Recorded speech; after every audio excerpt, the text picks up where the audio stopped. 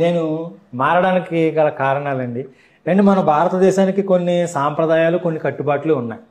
తండ్రి దగ్గర కూతుడిని పడుకోబెట్టాడు బైబిల్ దేవుడు. తల్లి దగ్గర కొడుకుని పడుకోబెట్టాడు.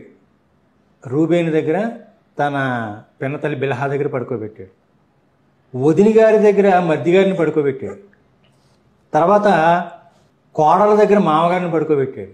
సైనికుని భార్యతో దావీదు పాపం చేశాడు. ఆ తర్వాత ఆ సైనికుడు యుద్ధంలోంచి వస్తే అతని చేత తాగించాడు, అతన్ని చంపించేశాడు. అతన్నే ఎలాగోలాగా ఇంటికి పంపించి తన భార్యతోటి శరీర సాంగత్యాన్ని జరిగించడం కోసం, అంటే ఇతను తప్పు కప్పిపుచ్చుకోవడం కోసం ఊరియా అనేటటువంటి వ్యక్తిని తాగించి ఇంటికి పంపించాలని చూశాడు.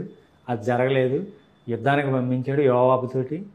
అక్కడ యుద్ధంలో చంపించేసాడు. వ్యభిచారం చేసిన వాడిని, నరహత్య చేసిన వాడిని, మత్తు పానీయం తాగించిన వాడిని నా హృదయానుసారుడైన మనుషుడు, నా ఇష్టానుసారుడైన మనుషుడు అని బైబిల్ దేవుడు చెప్పాడండి దావీదు గురించి.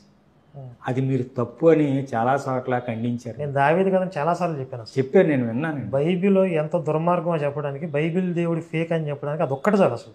అది మీరు ఎన్నో చెప్పారు. మీరు ఆ విషయాలన్నీ కూడా మిమ్మల్ని బట్టే నేను నేర్చుకున్నాను. అంటే మాకు ఒక ధోరణిలో తెలిసి బైబిల్, బాబోయ్ దేవుడు, బాబోయ్ ఆయనకి ఎదురు సమాధానం చెప్పకూడదు, ఆయన ఏం అడగకూడదు.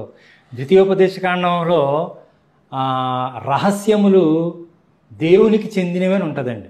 అంటే ఆయన ఏం అడగకూడదు, ఏ రహస్యమైనా ఆయన దగ్గరే ఉంటుంది అని అదొక మాకు భయం అనమాట అండి. ఆయన ఏం అడగకూడదు.